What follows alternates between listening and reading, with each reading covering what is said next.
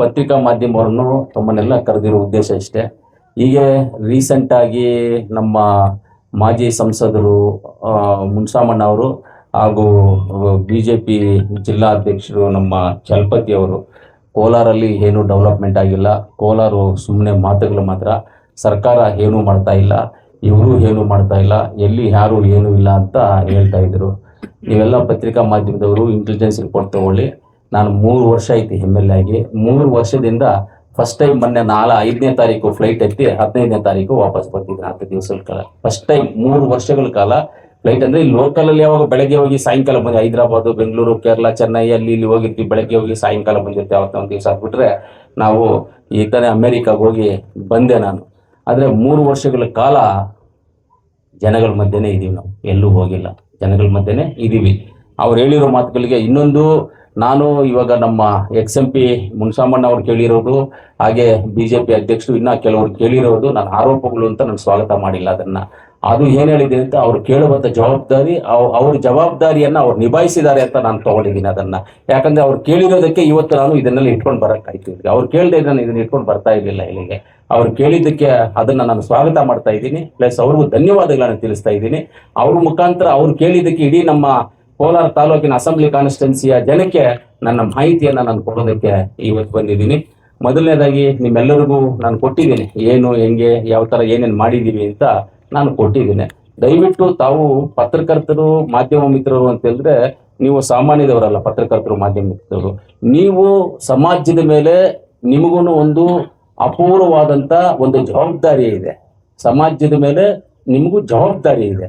ಜವಾಬ್ದಾರಿ ಅಂತ ಹೇಳಿದ್ರೆ ಎಲ್ಲಿ ಡೆವಲಪ್ಮೆಂಟ್ ಆಗಿದೆ, ಎಲ್ಲಿ ಡೆವಲಪ್ಮೆಂಟ್ ಆಗಿಲ್ಲ, ಯಾರು ಏನು ಮಾಡ್ತಾ ಇದ್ದಾರೆ, ಯಾರು ಏನು ಮಾಡ್ತಾ ಇಲ್ಲ ಅನ್ನೋದ್ರ ಬಗ್ಗೆ ನೀವು ಮಾಹಿತಿಗಳನ್ನು ಕಲೆಕ್ಟ್ ಮಾಡಿ ನೀವು ಮಾಧ್ಯಮದಲ್ಲಿ ಆಗ್ಬೋದು, ಪೇಪರಲ್ಲಿ, ನ್ಯೂಸಲ್ಲಿ ಎಲ್ಲಾದ್ರೂ ಹಾಕುವಂಥ ಶಕ್ತಿ ನಿಮ್ಮಲ್ಲಿದೆ. ಸಮಾಜವನ್ನು ತಿದ್ದುವಂಥದ್ದು ನಿಮ್ಮ ಕೈಯಲ್ಲಿದೆ. ಸಮಾಜಕ್ಕೆ ಒಳ್ಳೆ ಸಂದೇಶ ಕಳಿಸೋದು ನಿಮ್ಮ ಕೈಯಲ್ಲಿರುತ್ತೆ, ಕೆಟ್ಟ ಸಂದೇಶ ಕಳಿಸೋದು ನಿಮ್ಮ ಕೈಯಲ್ಲಿರುತ್ತೆ. ಆದರೆ ನೀವು ಒಳ್ಳೆ ಸಂದೇಶ ಕಳಿಸ್ತಾ ಇರೋದು ಅಂತ ನಮ್ಮ ಒಂದು ಅನಿಸಿಕೆ, ಅಭಿಪ್ರಾಯಗಳಲ್ಲಿ ನಾವಿದ್ದೀವಿ. ಅದರಿಂದ ನಾವು ನಿಮ್ಮನ್ನು ಇವತ್ತಿಲ್ಲಿ ಕರೆದಿರೋದು. ಅದರಿಂದ ನಮಗೆಷ್ಟು ಜವಾಬ್ದಾರಿ ಇದೆಯೋ ಖಂಡಿತವಾಗ್ಲೂ ನಿಮಗೂ ಅಷ್ಟೇ ಜವಾಬ್ದಾರಿ ಇದೆ, ನಿಮಗೂ ಅಷ್ಟೇ ಜವಾಬ್ದಾರಿ ಇದೆ. ನಾವೆಲ್ಲರೂ ಜವಾಬ್ದಾರಿ ಸ್ಥಾನದಲ್ಲಿರುವಂಥವ್ರು. ಇವತ್ತು ನಾವು ಇದೆಲ್ಲ ಬುಕ್ಸು ನಾನು ಓದ್ತೀನಿ, ನೀವೆಲ್ಲ ನೋಡಿ.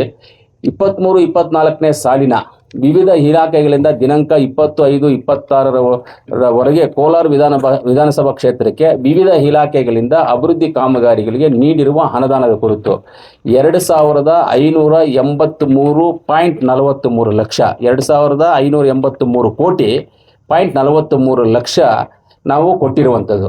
ಅದು ಬಿಟ್ಟು ಗ್ಯಾರಂಟಿ ಯೋಜನೆಗಳು 23-24ನೇ ಸಾಲಿನಿಂದ 25-26 ಕೋಲಾರ ಕ್ಷೇತ್ರಕ್ಕೆ ಗ್ಯಾರಂಟಿ ಯೋಜನೆಗಳಲ್ಲಿ ಗೃಹಲಕ್ಷ್ಮಿ, ಗೃಹಜ್ಯೋತಿ, ಶಕ್ತಿ ಯೋಜನೆ, ಅನ್ನಭಾಗ್ಯ, ಯುವನಿಧಿ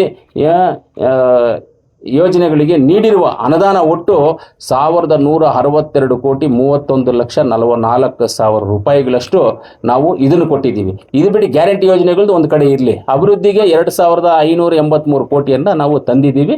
ಕೆಲಸಗಳು ನಡೀತಾ ಇದೆ. ಮತ್ತೊಂದು 31 ಲಕ್ಷ 4,000 ಕೋಲಾರ ಹಾಲು ಒಕ್ಕೂಟಕ್ಕೆ ನಾವು ರೈತರಿಗೆ ಪ್ರೋತ್ಸಾಹ ಧನ ಕೊಟ್ಟಿರೋದು. 88 ಕೋಟಿ 63,35,145.9 ಇಷ್ಟನ್ನು ನಾವು ರೈತರಿಗೆ ನಮ್ಮ ಮಿಲ್ಕ್ ಯೂನಿಯನ್ ಮುಖಾಂತರ ಪ್ರೋತ್ಸಾಹ ಧನವನ್ನು ಕೊಟ್ಟು, ನಾನು ಹೇಳ್ತಾ ಇರೋದು ಕೋಲಾರದು ಇಷ್ಟನ್ನು ಕೊಟ್ಟಿರುವಂಥದ್ದು ಮಾಹಿತಿಗಳನ್ನು ನಿಮಗೆ ಪ್ರತಿಯೊಂದನ್ನು ಕೊಟ್ಟಿದ್ದೀವಿ. ಆಮೇಲೆ ಇಲ್ಲಿ ನಿಮಗೆ ನಾವು ಕೊಟ್ಟಿದ್ದೀವಿ, ಇಲ್ಲಿ ಯಾವ್ಯಾವ ಡಿಪಾರ್ಟ್ಮೆಂಟ್ ವೈಸು ಏನೇನು ಮಾಡಿದ್ದೀವಿ ಅಂತ ನಾವು ಹೇಳಿದ್ದೀವಿ. KSHICP ಇಂದ 857.8, ಬೆಂಗಳೂರು ಗ್ರಾಮಾಂತರ ಗಡಿಯಿಂದ ಕೋಲಾರ 5.3.46 ಕೋಟಿ, ವೇಮಗಲ್ನಿಂದ ಮಾಲೂರು ಗಡಿ 340. ಈ ರೋಡು ನಾನು ಹೇಳ್ತಾ ಇದ್ದೀನಿ ನೋಡಿ ಸರ್, ಇವಾಗ ರೋಡು ಎಲ್ಲೂ ಸ್ಟಾರ್ಟ್ ಆಗಿಲ್ಲ. ಮಾಲೂರಲ್ಲಿ ಒಂದು ಪ್ಯಾಕೇಜು ಸ್ಟಾರ್ಟ್ ಆಗಿದೆ. ದೇವನಹಳ್ಳಿಯಿಂದ ನಮ್ಮ ಕೋಲಾರ, ನಮ್ಮ ರೈಲ್ವೆ ಗೇಟ್ ಇದೆಯಲ್ಲ ಸರ್, ರೈಲ್ವೆ ಗೇಟು, ನಮ್ಮ Chikkaballapur road, Sangandahalli railway bridge ಇದೆಯಲ್ಲ, ರೈಲ್ವೆ ಬ್ರಿಡ್ಜ್ ಎಲ್ಲಿಂದ ದೇವನಹಳ್ಳಿಯಿಂದ ನಮ್ಮ ಸಂಗಂಡಹಳ್ಳಿ ರೈಲ್ವೆ ಬ್ರಿಡ್ಜ್ವರೆಗೂ ಸಿಂಗಲ್ ಪ್ಯಾಕೇಜು, ಸಿಂಗಲ್ ರೋಡು. ಇವತ್ತು ನೀವು ಈ ಸ್ಟ್ರೆಚ್ಚಲ್ಲಿ ಬೇಕಾದರೂ ಹೋಗಿ ನೋಡಿ, ಎಲ್ಲೂ ಕೆಲಸ ಸ್ಟಾರ್ಟ್ ಆಗಿಲ್ಲ. ಇನ್ನು ನಮ್ಮ ಲಿಮಿಟ್, ಕೋಲಾರ ಲಿಮಿಟ್ ಏನಿದೆಯೋ, ಕೋಲಾರ ಲಿಮಿಟನ್ನು ಕೆಲಸವನ್ನು ಸ್ಟಾರ್ಟ್ ಮಾಡಿದ್ವಿ. ಆ ರೋಡಲ್ಲಿ ಯಾರಾದರೂ ಓಡಾಡಿದ್ದೀರಾ ನೀವು? ರೋಡಲ್ಲಿ ಓಡಾಡಿದ್ದೀವಿ? ಒಂದು ವಾರದಿಂದ ಈಚೆಗೆ ಯಾರಾದರೂ ಓಡಾಡಿದ್ದೀರಾ? ಆಲ್ರೆಡಿ ಏನು ಇಂಡಸ್ಟ್ರಿಯಲ್ ಏರಿಯಾದಲ್ಲಿ ರೋಡನ್ನು ಹಾಕಿದ್ರು ಆ ರೋಡನ್ನು ಕಿತ್ತಾಕ್ಬಿಟ್ವಿ, ಎಲ್ಲ ಸರಿಯಾಗಿಲ್ಲ, ಕ್ವಾಲಿಟಿ ಇಲ್ಲ ಅಂತೇಳಿ ಅದನ್ನು ಕಿತ್ತಾಕಿ ಹೊಸದಾಗಿ ತಿರ್ಗಾ ಮಾಡಬೇಕು ಅಂತ. ಮ್ಯಾಕ್ಸಿಮಮ್ ಆಗಿ ನೆಕ್ಸ್ಟ್ ಮಾರ್ಚ್ ಏಪ್ರಿಲ್ ಒಳಗಡೆ ನಮ್ಮ ಲಿಮಿಟ್, ಕೋಲಾರ ಲಿಮಿಟ್ ಏನಿದೆಯೋ ಎಚ್ ಕ್ರಾಸಿಂದ ಸ್ವಲ್ಪ ಈ ಕಡೆ ಬಂದರೆ ಅಲ್ಲಿಂದ ಹಿಡ್ಕೊಂಡು ನಮ್ಮ ಬ್ರಿಡ್ಜ್ವರೆಗೂ ನೆಕ್ಸ್ಟ್ ಮಾರ್ಚ್ ಏಪ್ರಿಲ್ಗೆ ರೋಡನ್ನು ಕಂಪ್ಲೀಟ್ ಮಾಡಿ ಜನಗಳು ಓಡಾಡೋದಕ್ಕೆ ಬಿಟ್ಬಿಡ್ತೀವಿ. ಜನಗಳು ಓಡಾಡೋದಕ್ಕೆ ಅಂದರೆ ಇವತ್ತಿಂದ ಲೆಕ್ಕ ಮಾಡ್ಕೊಳ್ಳಿ, ಆಲ್ಮೋಸ್ಟ್ ನಾನು ಹೇಳ್ತಾ ಇರೋದು ಎಷ್ಟು ಅಂದರೆ 1 ವರ್ಷ ಟೈಮ್ ಹೇಳ್ತಾ ಇದ್ದೀನಿ ಅಷ್ಟೇ. ಅದರಲ್ಲೂ 10 ತಿಂಗಳೇ ಹೇಳ್ತಾ ಇದ್ದೀನಿ. 10 ತಿಂಗಳ ಒಳಗಡೆ ನಾವು ಕಂಪ್ಲೀಟ್ ಮಾಡಬೇಕು ಅಂತ ಹೇಳಿದ್ದೀವಿ. ಖಂಡಿತವಾಗ್ಲೂ 10 ತಿಂಗಳಲ್ಲಿ ಕಂಪ್ಲೀಟ್ ಮಾಡ್ತೀವಿ ಅಂತ ನನ್ನ ನಂಬಿಕೆ ಇದೆ. ಖಂಡಿತವಾಗ್ಲೂ ಕಂಪ್ಲೀಟ್ ಮಾಡ್ತೀವಿ ಅದನ್ನು. ಅದು ಆಮೇಲೆ ಕೋಲಾರ ಮೆಡಿಕಲ್ ಕಾಲೇಜ್ ವಿಚಾರ ಮೊದಲು PPP ಮಾಡಲಲ್ಲಿ ಬಂತು. ಜನಗಳು ಸ್ವಲ್ಪ ಆರೋಪಗಳು ಮಾಡಿದ್ರು, ಇವರೇ ಏನೋ ಮಾಡ್ಕೊಳ್ಳೋದಕ್ಕೆ MLA ಅವರು ಇವರೆಲ್ಲ ಪ್ಲಾನ್ ಮಾಡ್ಕೊಂಡಿದ್ದಾರೆ ಪ್ರೈವೇಟ್ ಕಾಲೇಜ್ ಮಾಡ್ಕೊಳ್ಳೋದಕ್ಕೆ ಅಂತ ಸ್ವಲ್ಪ ಆರೋಪಗಳಲ್ಲಿ ಬಂದಾಗ ನಾವು ಅದನ್ನು ಡ್ರಾಪ್ ಮಾಡಿಸಿ ಮಾನ್ಯ ಮುಖ್ಯಮಂತ್ರಿಗಳು ಕಾಲು ಕೈ ಹಿಡಿದು ನಾವು ಅವತ್ತು ಅದನ್ನು ಬಜೆಟ್ಗೆ ಸೇರಿಸಿ ಇವತ್ತು DPR ಆಗಿದೆ. DPR ಸರ್ಕಾರಕ್ಕೆ ಸಬ್ಮಿಟ್ ಆಗಿದೆ. ಬಿಲ್ಡಿಂಗ್ ಪ್ಲಾನು ಮಾಡಿದ್ದೀವಿ, ಹೆಂಗೆ ಏನು ಯಾವ ಥರ ಅಂತ ಮಾಡಿದ್ದೀವಿ. ಆಮೇಲೆ ನೀವು ಅದು ಫಾರೆಸ್ಟ್ ಜಾಗ ಅಲ್ವಾ, ಫಾರೆಸ್ಟ್ ಜಾಗದಲ್ಲಿ ಹೆಂಗೆ ಮಾಡ್ತೀರಾ, ಫಾರೆಸ್ಟ್ ಅವ್ರ ತಕರಾರಿದೆ ಅಂತ ಹೇಳಿದ್ರಿ. ಫಾರೆಸ್ಟ್ದೆಲ್ಲ ಕ್ಲಿಯರೆನ್ಸ್ ತೊಗೊಂಡಿದ್ದೀವಿ, ಫಾರೆಸ್ಟ್ ಪೋರ್ಟಲಲ್ಲಿ ಅಪ್ಲೈ ಮಾಡಿದ್ದೀವಿ. ಫಾರೆಸ್ಟ್ಗೆ ಇನ್ನೊಂದು ಜಾಗದಲ್ಲಿ ಜಾಗನೂ ಕೊಟ್ಬಿಟ್ಟಿದ್ವಿ. ಎಲ್ಲಿ ಮದನಹಳ್ಳಿ ಹತ್ರ ನಮ್ಮ ಅನಿಲನವ್ರ ಊರ ಹತ್ರ ಜಾಗವನ್ನು ಫಾರೆಸ್ಟ್ ಅವ್ರಿಗೆ ಕೊಟ್ಬಿಟ್ಟಿದ್ವಿ. ಬಿಲ್ಡಿಂಗು ಇದು ಈ ಥರ ಡಿಸೈನ್ ಮಾಡಿದ್ವಿ. ಬಿಲ್ಡಿಂಗ್ ಡಿಸೈನ್ ಮಾಡಿದ್ದೀವಿ. ಯಾವ ರೀತಿಯಲ್ಲಿ ಮಾಡಬೇಕು ಹೆಂಗೆ ಅಂತ ಮಾಡಿದ್ದೀವಿ. ಬಿಲ್ಡಿಂಗ್ ಎಲ್ಲ ಮಾಡಿದ್ದೀವಿ. ಇದನ್ನ ಸಬ್ಮಿಟ್ ಮಾಡಿದ್ವಿ ಸರ್, ಹೇಳ್ತಾ ಇರೋದು ನಾವು. ಇವಾಗ ಸರ್ಕಾರಕ್ಕೆ ಸಬ್ಮಿಟ್ ಆಗಿದೆ, ನಿನ್ನೆ ಸಬ್ಮಿಟ್ ಮಾಡಿಬಿಟ್ಟಿದ್ದೀವಿ. ನಿನ್ನೆ ಸಬ್ಮಿಟ್ ಮಾಡಿದ್ದೀವಿ. ನಿನ್ನೆ ಮೀಟಿಂಗ್ ಆಗಿದೆ, ಅದರದ್ದು ಮೀಟಿಂಗ್ ಆಗಿದೆ. ಇನ್ನೇನು ಕ್ಲಿಯರೆನ್ಸು ಅದೊಂದಾಗಿದೆ ನಮ್ಮದು. ಅದಾದಮೇಲೆ ಮೆಡಿಕಲ್ ಕಾಲೇಜ್ದು ಮೊತ್ತ ಒಂದು 500 ಕೋಟಿ. ಯಾಕಂದರೆ ಮೆಡಿಕಲ್ ಕಾಲೇಜ್ ಟೋಟಲ್ ಮಾಡಬೇಕಂದ್ರೆ ಹೆಚ್ಚು ಕಮ್ಮಿ ನಿಮಗೆ 1000 ಕೋಟಿ ಆಗುತ್ತೆ.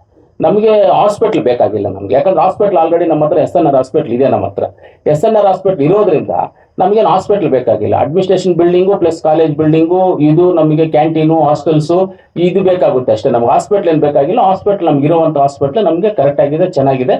ಆಮೇಲೆ ಇನ್ನು ಎಕ್ಸ್ಟೆನ್ಷನ್, ಫ್ಯೂಚರಲ್ಲಿ ಎಕ್ಸ್ಟೆನ್ಷನ್ ನಮ್ಗೆ ಹಾಸ್ಪಿಟ್ಲ್ ಬೇಕು ಅಂದರೆ IB ಜಾಗ ಇದೆಯಲ್ಲ, ಅದು ಆ ಜಾಗವನ್ನು ಆಲ್ರೆಡಿ IBಗೆ ನಾವು 6 ಎಕರೆ ಜಾಗವನ್ನು ಬೇರೆ ಜಾಗದಲ್ಲಿ ಕೊಟ್ಬಿಟ್ಟಿದ್ದೀವಿ ಅವ್ರಿಗೆ.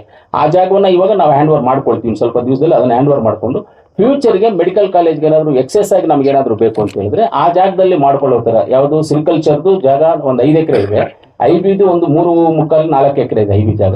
ಇದನ್ನೆಲ್ಲ ಮಾಡ್ಕೋಬೇಕು ಅಂದರೆ ಫ್ಯೂಚರ್ ಪ್ಲಾನ್ ಇಟ್ಕೊಂಡು ಅವ್ರು ಜಾಗಗಳು ಕೊಟ್ಬಿಟ್ಟಿದ್ದೀವಿ ಇವಾಗ. ಅಂದರೆ IBಗಳು ಅವೆಲ್ಲ ಅಲ್ಲೇ ಇರ್ತವೆ, ನಮಗೆ ಬೇಕು ಅಂದಾಗ ಅದನ್ನು ತಗೊಳ್ಳುವಂಥ ಪ್ಲಾನನ್ನು ಇಟ್ಕೊಂಡಿದ್ದೀವಿ. ಅದರಿಂದ ಅದೊಂದಾಗಿದೆ. ರಿಂಗ್ ರೋಡ್ದು ಆಲ್ರೆಡಿ DPR ಮಾಡ್ತಾ ಇದ್ದೀವಿ ಸರ್. ರಿಂಗ್ ರೋಡ್ದು DPR ಮಾಡ್ತಾ ಇದ್ದೀವಿ. DPR ಮಾಡೋಕ್ಕೋಸ್ಕರ 2,84,00,000 ರೂಪಾಯಿಯನ್ನು DPRಗೆ ಟೆಂಡರ್ ಕರೆದೇ ಆಯಿತು. ಟೆಂಡರು ಕೊಟ್ಟಾಯಿತು. ಟೆಂಡರ್ ಅವರು DPR ಮಾಡ್ತಾ ಇದ್ದಾರೆ, ಅಂದರೆ ಓಡಾಡಿಕೊಂಡು ಎಲ್ಲ DPR ಮಾಡ್ತಾ ಇದ್ದಾರೆ. ಅದಾಗಿದ ತಕ್ಷಣ ಅದನ್ನು ಸಬ್ಮಿಟ್ ಮಾಡ್ತೀವಿ. ರಿಂಗ್ ರೋಡ್ ದಿನ DPR ಅಮೌಂಟ್ ಎಷ್ಟು ಅಂತ ಗೊತ್ತಿಲ್ಲ ನಮಗೆ. ಇವಾಗ DPR ಮಾಡೋದಕ್ಕೆ ಟೆಂಡರ್ ಮಾಡಿದ್ದೀವಿ, ದುಡ್ಡು ಕೊಟ್ಬಿಟ್ಟಿದ್ದೀವಿ. ಅವ್ರು ದುಡ್ಡು ಅಂತಂತ ಕೊಡ್ತಾ ಇದ್ದೀವಿ, ಪ್ಲಸ್ ಅವ್ರ ಕೆಲಸನೂ ಮಾಡ್ತಾ ಇದ್ದಾರೆ. ಅದೊಂದಾಗಿದೆ. ಸಮಾಜ ಕಲ್ಯಾಣ ಇಲಾಖೆಯಲ್ಲಿ ನಾವು ಇವತ್ತು ನರಸಾಪುರ ಗ್ರಾಮದಲ್ಲಿ ಹೆಣ್ಮಕ್ಳಿಗೆ ವಸತಿ ನಿಲಯ ಇವತ್ತು ಅಲ್ಲಿ ಒಂದು 170 ಕೋಟಿನಲ್ಲಿ ಕಟ್ತಾ ಇದ್ದೀವಿ. ಆಲ್ಮೋಸ್ಟ್ 4ನೇ ಫ್ಲೋರು ಕಂಪ್ಲೀಟ್ ಆಗಿದೆ. ಆಮೇಲೆ ಇನ್ನೊಂದು 5,30,00,000ದಲ್ಲಿ ಅಂಬೇಡ್ಕರ್ ಭವನ ರಸ್ತೆ ಚರಂಡಿ ನಿರ್ಮಾಣ ಹಾಗೂ ಇತರೆ ಅಭಿವೃದ್ಧಿ ಕಾಮಗಾರಿಗಳಿಗೆ 5,30,00,000 ಕೋಟಿ. ಲೋಕೋಪಯೋಗಿ ಇಲಾಖೆ ಅಂದರೆ PWDನಲ್ಲಿ 204 ಕೋಟಿ ಅಭಿವೃದ್ಧಿ ಕೆಲಸಗಳು ಮಾಡ್ತಾ ಇದ್ದೀವಿ. ಸಣ್ಣ ನೀರಾವರಿ ಇಲಾಖೆಯಲ್ಲಿ 115 ಕೋಟಿ ನಾವು ಕೆಲಸಗಳನ್ನು ಮಾಡ್ತಾ ಇದ್ದೀವಿ. ಎತ್ತಿಲುವಣೆ ಯೋಜನೆಯಿಂದ 40 ಕೋಟಿ ಚೆಕ್ ಡ್ಯಾಮ್ ನಿರ್ಮಾಣ ಹಾಗೂ ವಿವಿಧ ಅಭಿವೃದ್ಧಿ ಕಾಮಗಾರಿಗಳಿಗೆ 40 ಕೋಟಿ ಬಂದಿದೆ ನಮಗೆ. ಉನ್ನತ ಶಿಕ್ಷಣ ಇಲಾಖೆಯಿಂದ 103 ಕೋಟಿ ರೂಪಾಯಿಯನ್ನು ತಂದಿದ್ದೀವಿ. ಇದುವರೆಗೂ ಕರ್ನಾಟಕದಲ್ಲಿ ಯಾವ ತಾಲೂಕಿಗೂ ಇಷ್ಟು ಕೊಟ್ಟಿಲ್ಲ. ನಮ್ಮ ಏನು ಜೂನಿಯರ್ ಕಾಲೇಜ್ಗೆ 40 ಕೋಟಿ, ಮಹಿಳಾ ಕಾಲೇಜ್ಗೆ 40 ಕೋಟಿ, ಲಾ ಕಾಲೇಜ್ಗೆ ಒಂದು 6.5 ಕೋಟಿ ಏನೋ ಲಾ ಕಾಲೇಜ್ಗೆ. ಆಮೇಲೆ ನಮ್ಮ ವೇಮಗಲ್ಲಲ್ಲಿ ಕಾಲೇಜ್ಗೆ ಅಲ್ಲಿ ಒಂದು 4 ರೂಮ್ಗೆ ಅದಕ್ಕೊಂದು 2 ಕೋಟಿ ಅಷ್ಟೇನೋ ಅದಕ್ಕೂ ಮಾಡಿದ್ದೀವಿ. ಅದನ್ನು ಒಂದು ನಾವು ಮಾಡಿದ್ದೀವಿ ಇವಾಗ ಉನ್ನತ ಶಿಕ್ಷಣ ಇಲಾಖೆಯಿಂದ. ಆರೋಗ್ಯ ಇಲಾಖೆಯಿಂದ 42 ಕೋಟಿ. ನರಸಾಪುರ, ಕ್ಯಾಲ್ನೂರು, SNR ಆಸ್ಪತ್ರೆಯಲ್ಲಿ ನಾವು ಆಲ್ಟ್ರೇಷನ್ ಮಾಡೋದಕ್ಕೆ 10 ಕೋಟಿ ರೂಪಾಯಿ. ಆಮೇಲೆ ನರಸಾಪುರದಲ್ಲಿ ಹಾಸ್ಪಿಟ್ಲು ಗುದ್ಲಿ ಪೂಜೆ ಮಾಡಿ ಕಂಪ್ಲೀಟ್ ಮಾಡಿರೋದು ನಿಮಗೆ ಗೊತ್ತು. ಆಮೇಲೆ ನಾವು ಅಂಬೇಡ್ಕರ್ ಹಾಸ್ಟೆಲು ನಾವೇ ಗುದ್ಲಿ ಪೂಜೆ ಮಾಡಿ ನಾವೇ ಕಂಪ್ಲೀಟ್ ಮಾಡಿ ಹುಡುಗರು ಬಿಟ್ಬಿಟ್ಟಿದ್ದೀವಿ ಒಳಗಡೆ. ಯಾವತ್ತು ಬಂದು ದಿನೇಶ್ ಗುಂಡೂರಾವ್ ಸಾಹೇಬ್ ಅದನ್ನ ಕೇಳಿದ್ರಿ, ನಾವೇ ಪೂಜೆ ಮಾಡಿ ನಾವೇ ಇನಾಗ್ರೇಷನ್ ಮಾಡ್ತಾ ಇದ್ದ ಆಶ್ಚರ್ಯ ಅವರಿಗೆ. ಯಾಕಂದರೆ ಯಾವಾಗಲೂ ನಾವು ಇನಾಗ್ರೇಷನ್ ಮಾಡಿ ನೆಕ್ಸ್ಟ್ ಇದಕ್ಕೆ ಆಗುತ್ತೆ ಅಂತ ಹೇಳ್ತಾರೆ. ಇಲ್ಲಣ್ಣ ನಮ್ದೇನಿಲ್ಲ, ನಾವು ಇಮಿಡಿಯೇಟಾಗಿ ಕೆಲಸ ಮಾಡಿಸಿದ್ದೀವಿ ಅಂತ. ಆಮೇಲೆ ಇನ್ನೊಂದು ಗಣೇಶ್ ಸರ್, ದಯವಿಟ್ಟು ನಾನು ಆವಾಗಲೇ ಹೇಳಿದೆ, ನೀವೆಲ್ಲ ಜವಾಬ್ದಾರಿ ಸ್ಥಾನದಲ್ಲಿರೋರು. ಇವತ್ತು ನೀವು ನಮ್ಮ ನರಸಾಪುರ ಹಾಸ್ಪಿಟ್ಲಲ್ಲಿ ಹೋಗಿ ಆಪರೇಷನ್ ಥಿಯೇಟರ್ಸ್ನ ನಾವು ಹೆಂಗೆ ಮಾಡಿದ್ದೀವಿ ಅಂತ ನೋಡಿ. ಕರ್ನಾಟಕದಲ್ಲೆಲ್ಲಾದ್ರೂ ಆಪರೇಷನ್ ಥಿಯೇಟರ್ನ ಓಟಿನ ಆ ರೀತಿಯಲ್ಲಿ ಎಲ್ಲಾದ್ರೂ ಮಾಡಿದ್ರೆ ನೀವೇನು ಹೇಳಿದ್ರೆ ಅದು ಆ ಸಿಸ್ಟಮ್ಯಾಟಿಕಲ್ಲಿ ಮಾಡಿದ್ದೀವಿ. ಹೈಟೆಕ್ ಇವತ್ತು ಅಲ್ಲೂ ಬಂದಿಲ್ಲ. ನನ್ನ ಓನ್ ಕಾನ್ಸೆಪ್ಟ್ ಅದು, ಯಾರ್ದು ಇಂಜಿನಿಯರ್ ಕಾನ್ಸೆಪ್ಟ್ ಅಲ್ಲ, ಯಾರ್ದು ಕಾನ್ಸೆಪ್ಟ್ ಅಲ್ಲ, ನನ್ನ ಕಾನ್ಸೆಪ್ಟಲ್ಲಿ ಮಾಡಿದ್ದೀವಿ. ಅದನ್ನು ನನಗೆ ಗೊತ್ತು ಹೆಂಗೆ ಮಾಡಬೇಕು ಅಂತ. ಆ ರೀತಿಯಲ್ಲಿ ಮಾಡಿದ್ದೀವಿ. ಇವತ್ತು ನಮ್ಮ SNR ಅಲ್ಲಿ ಏನು ಕ್ರಿಟಿಕಲ್ ಕೇರ್ ಯೂನಿಟ್ ಏನು ಮಾಡಿದ್ವಿ, ಎಂಟ್ರೆನ್ಸ್ ಲೆಫ್ಟಲ್ಲಿ ಇದೆಯಲ್ಲ, ಅದರಲ್ಲಿ ಹೋಗಿ ನೀವು ಆಪರೇಷನ್ ಥಿಯೇಟರ್ ನೀವು ಬಂದಿದ್ರಿ ಎಲ್ಲ ಅವತ್ತು. ದಿನೇಶ್ ಗುಂಡೂರಾವ್ ಸಾಹೇಬರು ಬಂದಾಗ ಕೆಲವರೆಲ್ಲ ಬಂದಿದ್ರು. ಆ ಆಪರೇಷನ್ ಥಿಯೇಟರ್ಸ್ನ ನೋಡಿ ನೀವು ಎಲ್ಲೇ ಆಗಲಿ ನಿಮಗೆ ಒಂದು ಜಾಗದಲ್ಲಿ ಒಂದೇ ಒಂದು ಗ್ಯಾಪ್, ಒಂದು ಬ್ಯಾಕ್ಟೀರಿಯಾ ಕುತ್ಕೊಳ್ಳೋಕೆ ಅವಕಾಶನೇ ಇಲ್ಲ. ಆ ಟೈಪನ್ನು ಮಾಡಿದ್ವಿ.